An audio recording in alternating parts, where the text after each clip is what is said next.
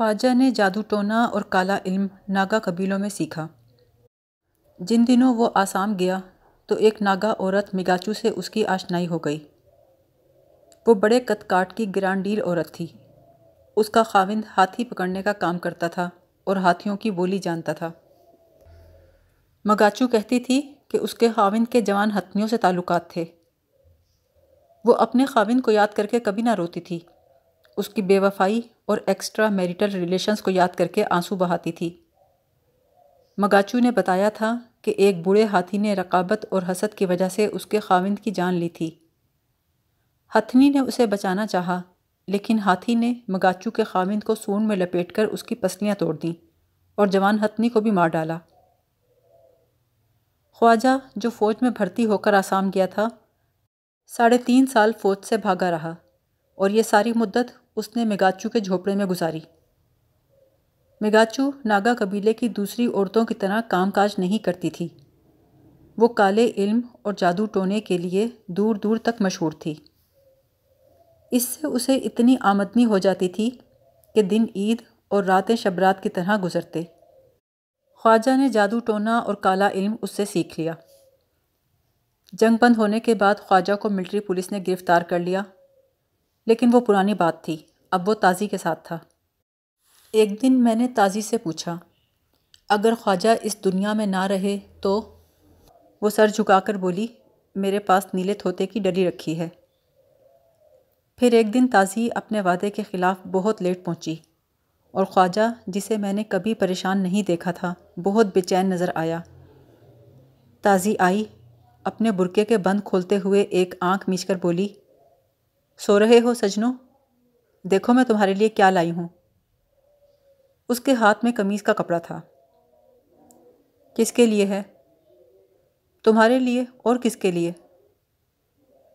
کیوں؟ کیوں کیا؟ مجھے پسند آ گیا، میں نے لے لیا۔ یہ تو کم ہے، مجھے تو اب 14 گز لٹھا چاہیے۔ تازی نے برا مان کر کہا، 14 گز لٹھا؟ خواجہ بولا، ہاں، کفن کے لیے۔ تازی نے کہا، پھر تو ہمیں 28 گز لینا ہوگا۔ خواجہ نے کہا، بس رہنے دے۔ پھر ان کے درمیان کچھ اچھی بات چیت نہ ہوئی۔ دونوں جلے کٹے جملے بولتے رہے اور تازی قمیض کا لفافہ پھینک کر فلیٹ سے نکل گئی۔ شام کو میں اور خواجہ فلم دیکھنے گئے۔ اس نے میرے ساتھ کئی باتیں کیں، عورتوں کو آرام کرنے کے کئی طریقے بتائے، لیکن وہ خود موجود نہیں تھا۔ کھوکے پر چائے پیتے ہوئے خواجہ نے مجھ سے کہا، تازی کو کسی سے عشق ہو گیا ہے۔ میرے ہاتھ سے چائے کی پیالی چھوٹ کے گر پڑی۔ اس نے پیالی زمین سے اٹھا کر لڑکے کو دی اور کہنے لگا، جب عورت تم سے آنکھ ملا کر بات کرنے کی بجائے ادھر ادھر دیکھ کر بات کرنے لگے تو سمجھ لو وہ اسٹیشن بدلنے لگی ہے۔ میں نے کہا، چھوڑو یار، تازی کو کسی سے عشق ہو جائے، تمہارے ہوتے ہوئے؟ خواجہ نے کہا، ہر انسان کے اندر ایک میٹر ہوتا ہے، وہ خود سگنل دے دیتا ہے کہ محبوب کا رخ کس طرف ہے۔ میں نے کہا، یہ تیرا وہم ہے۔ میں نے یہ بات خفیہ طریق پر تازی کو بتا دی۔ اس کا چہرہ ایک دم پیلا ہو گیا اور بولی، سچ بتا سجنی، اس کو کیسے معلوم ہوا؟ یہ سن کر میرے پاؤں تلے زمین نکل گئی۔ تازی نے بتایا کہ وہ بندر روڈ پر کتابوں کی دکان میں کام کرتا ہے۔ لیکن خواجہ، مجھے اس سے آگے کوئی لفظ نہ سوجا۔ وہ رونے لگی اور بولی، میں خواجہ سے پیار کرتی ہوں، اس کے بغیر زندہ نہیں رہ سکتی۔ میں نے کہا، کیا تمہارے ماں باپ ہی شادی طے کر رہے ہیں؟ اس نے نفی میں سر ہلایا اور رونے لگی۔ روتی ہوئی عورت سے بات کرنا، اس کی بات سمجھنا اور اس کی سوچ تک پہنچنا بڑا مشکل کام ہے۔ میں جتنا اسے چپ کراتا وہ اتنا زور سے روتی۔ تھک ہار کر میں خاموش ہو گیا۔ آخر اس نے بتایا، ایک شام جب وہ خواجہ سے مل کر واپس جا رہی تھی تو راستے میں موسلا دھار بارش ہونے لگی۔ رکشہ تلاش کرنے میں اس لڑکے نے تازی کی مدد کی، اور جب وہ رکشے میں بیٹھ چکی تو اس لڑکی نے تازی کے کیچڑ میں سنے ہوئے پلو کو زمین سے اٹھا کر نچوڑا، پھر اس کو تازی کے پاؤں کے پاس رکھ کر ایک طرف ہو گیا۔ یہ کہہ کر تازی پھر رونے لگی۔ بولی، خواجہ میرا پہلوٹی کا عشق ہے، لیکن الطاف ہمدرد ہے، اور میں نے کہا، اور جوان ہے، تمہارا ہم عمر ہے۔ وہ غصے سے بولی، تم ہر ایک کو اپنے جیسا سمجھتے ہو؟ تم سمجھتے ہو انسان انسان کے بجائے جوانی سے محبت کرتا ہے؟ ہم خاموش ہو گئے۔ پھر اس نے میری کلائی پکڑی اور مٹھار کر بولی، بتاؤ اب میں کیا کروں؟ کس دیوار سے سر ماروں؟ کہاں جا کر مروں؟ میں نے کہا، اس میں مرنے کی کیا بات ہے، خواجہ کو چھوڑ دو۔ لیکن وہ میرے بغیر مر جائے گا، اس صدمے کو برداشت نہیں کر سکے گا۔ میں نے یقین سے کہا، کچھ نہیں ہوتا، وہ کھیلا کھایا آدمی ہے، کوئی ایک تیرے ساتھ تو وابستہ نہیں۔ بولی، اس کے بہت یارانے ہیں، لیکن وابستگی صرف میرے ساتھ ہے۔ تم آہستہ آہستہ خواجہ کو چھوڑ دو۔ میں آہستہ آہستہ ہی اس کو چھوڑ رہی ہوں۔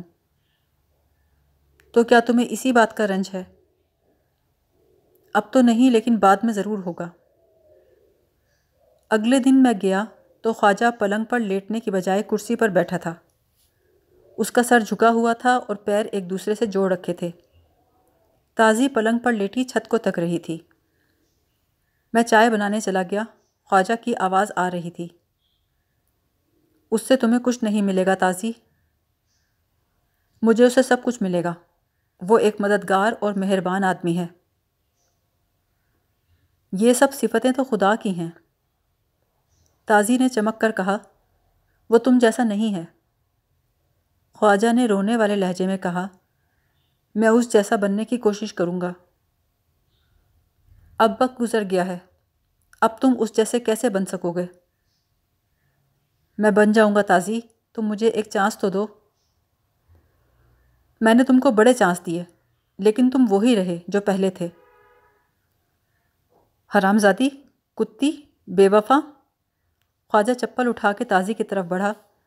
میں چائے چھوڑ کر بھاگا آیا تو دیکھا وہ تازی کے پاؤں چوم رہا تھا۔ اس کے رونے کی آواز تازی کے ہنسنے کی آواز سے بھی زیادہ تھی۔ تازی کی شادی والے دن خواجہ مجھے اس کے محلے میں لے گیا۔ ہم بڑی دیر اس کے گھر سے دور کھڑے نظارہ کرتے رہے۔ باہر بچے نیلے پیلے کپڑے پہنے کھیل رہے تھے۔ مرد کرسیاں ڈالے گلی میں بیٹھے تھے۔ ایک طرف دیگیں پک رہی تھیں۔ مہمان رکشوں میں آ رہے تھے۔ جب بارات آئی تو خواجہ نے کہا، آؤ چلیں۔ میں نے کہا، ابھی 2 گھڑی اور ٹھہرو، یہ آخری نظارہ بھی دیکھ لیں۔ بولا، اب چل، کافی نظارے دیکھ لیے، جا کر کھانا بھی کھانا ہے۔ اپنی شادی کے 16 دن بعد تازی آئی۔ اس نے پرس چارپائی پہ رکھا اور کرسی پر بیٹھ گئی۔ خواجہ نے پوچھا، کیسی ہو؟ اچھی ہوں۔ خاوند کیسا ہے تمہارا؟ ٹھیک ہے۔ خوب فٹ رہے اتنے دن؟ ہاں جی۔ میرا خیال تھا تم جلدی آؤ گی۔ الطاف نے دکان سے چھٹی لے رکھی تھی۔ کتنی عمر ہوگی الطاف کی؟ مجھ سے 6 سال بڑا ہے۔ پھر تو بڑا جوان ہوگا۔ ادھر آ جاؤ، تم تھک گئی ہوں گی۔ نہیں جی، کوئی خاص نہیں تھکی۔ پھر بھی آؤ، آرام کر لو۔ اب میں چلتی ہوں جی۔ خواجہ نے اس کی کلائی تھام لی۔ تازی رونے لگی۔ کچھ اس کو اپنے پہلے عشق کی موت کا غم تھا، کچھ اپنے مستقبل کا خوف، کچھ پرانی یادوں کا دکھ۔ اس نے زور لگا کر اپنی کلائی چھڑا لی اور تیزی سے باہر نکلی تو اس کا سر دروازے سے ٹکرایا۔ خواجہ اس کے پیچھے گیا تو تازی جلدی جلدی سیڑھیاں اترنے لگی۔ خواجہ اسے آوازیں دینے لگا۔ میں نے خواجہ کو کندھوں سے تھاما اور اندر لے آیا اور اسے بہلانے کو کہا، مجھے تو یہ ناخوش دکھائی دیتی ہے۔ خواجہ نے کہا، شادی میں پہلے پہلے یہی ہوتا ہے، آہستہ آہستہ ٹھیک ہو جائے گی۔ اگلے روز میں خواجہ کا دروازہ بجاتا رہا، لیکن اس نے کنڈی نہ کھولی۔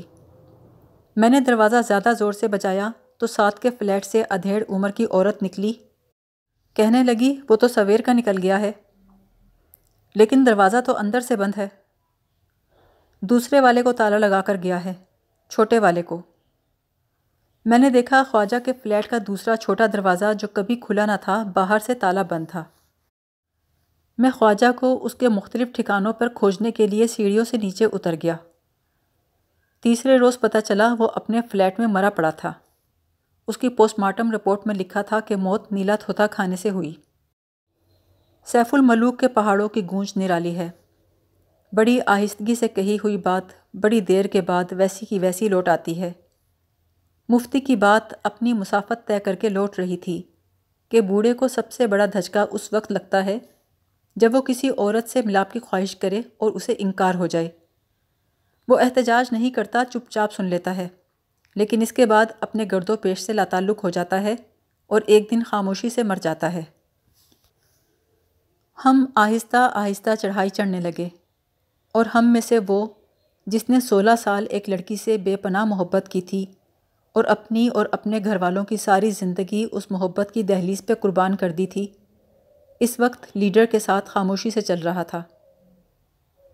اس کا سر اور کندھے جھکے ہوئے تھے اور وہ سوچ رہا تھا، فرزانہ نے 16 سال کی خاموش سلگتی ہوئی محبت کو ہتھیلی پر مسل کر پھونک مار کے کیسے اڑا دیا؟ اس نے تمسخر سے ہنسنے کی قوت کیسے حاصل کر لی؟ وہ بے وفا عورتوں کے گروہ میں کس طرح شامل ہو گئی؟ اس کے قدم آگے بڑھ رہے تھے اور وہ پیچھے کی طرف جا رہا تھا، اس دن کی طرف جب انہوں نے اظہار محبت کا سگنل قائم کیا تھا اور اس کے 6 ماہ بعد ایک اور سگنل وضع کیا کہ جب رات کو ہمارا دوست اپنے گھر کا رخ اختیار کرے تو اس کی روانگی کے بعد 80 تک گن کر فرزانہ اپنے کمرے کی بتی 3 مرتبہ بجھائے اور 3 مرتبہ روشن کرے۔ جب وہ خدا حافظ کہہ کر پھاٹک سے نکلتا تو وہ دونوں دل ہی دل میں یہ مہارنی شروع کر دیتے، 60 پر پہنچ کر ہمارا یار مڑتا، جیبوں سے ہاتھ نکال کر سینے پر باندھتا اور ٹکٹکی باندھ کر روشن کھڑکی کی طرف دیکھنے لگتا۔ بتی بجھتی پھر جلتی، پھر بجھتی پھر جلتی، پھر بجھتی اور جلنے لگتی۔ اس وقت وہ کوٹھیوں کے درمیان ٹوئے ٹبوں والی بنجر زمین تک پہنچ چکا ہوتا تھا۔ یہاں سرکنڈوں کا بوجھا تھا جو جلا ہوا تھا، جس کی کالک سرمئی ہو کر زمین کے رنگ جیسی ہو گئی تھی۔ ہمارا دوست اس بوجھے کے پاس بیٹھ کر خاک سے مسح کرتا، پھر جلتی ہوئی روشنی کی طرف منہ کر کے 2 رکعت نفل ادا کرتا، سلام پھیر کر ہلکا پھلکا ہو جاتا اور سیٹی بجاتا ہوا گھر کی طرف روانہ ہو جاتا۔ سردیوں کی ایک شام اس نے ایک نوجوان کو دیکھا جو فرزانہ کے گھرانے کے ساتھ آتش دان کے پاس صوفے پر بیٹھا تھا اور فرزانہ اس کو مالٹا چھیل کر دے رہی تھی۔ وہ ایک ایک پھانک لیتا، ساتھ پڑی ہوئی مرچ سے نمک مرچ چھواتا اور منہ میں رکھ لیتا۔ فرزانہ نے 3 پھانکیں چھیل کر ہمارے دوست کو بھی دیں، جس نے انہیں اسی پلیٹ سے لتھیڑ کر کھایا اور پھر خاموش ہو کر بیٹھ گیا۔ فرزانہ اور اس کے گھر والے اس نوجوان کے ساتھ ہنس ہنس کر باتیں کرتے رہے اور وہ ہنس ہنس کر جواب دیتا رہا۔ ہمارے دوست نے جب یہ صورتحال دیکھی تو ایک لمبی سی جمائی لے کر فرزانہ کو اپنی طرف متوجہ کیا، 3 مرتبہ اپنی آنکھیں کھولی اور بند کیں۔ فرزانہ نے مالٹوں کا لفافہ میز پر رکھا، پرچ لفافے کے پاس رکھی اور 3 مرتبہ آنکھیں کھولیں اور بند کیں۔ اس عمل میں آج پہلی مرتبہ 15 سیکنڈ کی تاخیر ہوئی، لیکن ہمارے دوست کا دل خوشی سے پر ہو گیا۔ اس نے فرزانہ کے بہنوئی کو لطیفہ سنانا شروع کیا۔ لطیفے کے خاتمے پر سب کھلکھلا کر ہنسے، لیکن اس نوجوان نے صرف مسکرانے پہ اکتفا کیا۔ فرزانہ بھی ہنسی، لیکن اتنا زیادہ نہیں جس قدر اسے ہنسنا چاہیے تھا۔ ہمارا دوست پھر دردناک ہو گیا۔ باتوں کا سلسلہ سیاست سے نکلا، فیشن کے گرد گھوما اور پھر مقامی لوگوں کی زندگی پر آ گیا۔ رات کے 10 بج گئے تھے۔ فرزانہ کی امی نے رائے دی کہ اب سونا چاہیے۔ آپا نے کہا ابھی تھوڑی دیر اور بیٹھا جائے۔ فرزانہ نے کہا آپا ٹھیک کہتی ہیں، 5 منٹ اور بیٹھا جائے۔ مالٹے والے نوجوان نے کہا 5 منٹ زیادہ ہیں، 3 منٹ بیٹھا جائے کیونکہ کل مجھے انٹرویو دینے جانا ہے۔ فرزانہ نے کہا 3 منٹ ٹھیک ہیں۔ ہمارے دوست نے کہا مجھے تو اجازت دیجیے، مجھے جلدی گھر پہنچنا ہے۔ اس جلدی پر سب کہکہا مار کر ہنسے اور مالٹے والے نے کہا 3 منٹ جلدی پہنچ کر آپ کیا کر لیں گے؟ ہمارے دوست نے اس کی بات کا کوئی جواب نہیں دیا اور اٹھ کے کھڑا ہو گیا۔ فرزانہ کا بہنوئی اور اس کی آپا اسے پھاٹک تک چھوڑنے آئے۔ وہ شب بخیر کہہ کر پھاٹک سے نکلا، 60 تک گنتے ہوئے جلے ہوئے بوجھے تک پہنچا، پھر پلٹ کر روشن کھڑکی کی طرف منہ کر لیا، ہاتھ سینے پر باندھ کر انتظار کرنے لگا۔ 92 اور 93 کے درمیانی وقفے میں بتی بجھی جلی، پھر بجھی، پھر جلی، پھر بجھی اور پھر جلتی رہی۔ اس نے خدا کا شکر ادا کیا اور جلدی جلدی 2 رکعت نفل ادا کر کے گھر کی طرف بھاگنا شروع کر دیا۔ مالٹے والا انٹرویو دینے آیا تو وہیں رہ گیا۔ اس عرصے میں فرزانہ بڑی خوبصورت ہو گئی۔ اس کے کپڑوں سے خوشبو آنے لگی اور وہ جو ایک گڑا سا اس کے گال میں تھا وہ اور گہرا ہو گیا۔ اب وہ ہمارے دوست کے ساتھ توجہ اور التفات سے پیش آنے لگی اور محبت کے اظہار میں نڈر ہو گئی۔ ایک دن ڈرائنگ روم سے گزرتے ہوئے اس نے ہمارے دوست کے سر پر ہاتھ پھیرا اور صوفے کے پیچھے کھڑے ہو کر کہنے لگی، تم اس طرح سڑے ہوئے کیوں رہتے ہو؟ اس نے جل کر کہا، بس رہتا ہوں، میری مرضی۔ فرزانہ قہقہا مار کر کہنے لگی، تم بالکل کاکے ہو، چھوٹے سے کاکے۔ ہاں میں کاکا ہوں، تمہیں اس سے کیا؟ وہ اور زور سے ہنسنے لگی۔ ہمارے دوست نے سر جھکا کر کہا، ہنسے جاؤ، اب تم نے ہنسنا ہی ہے۔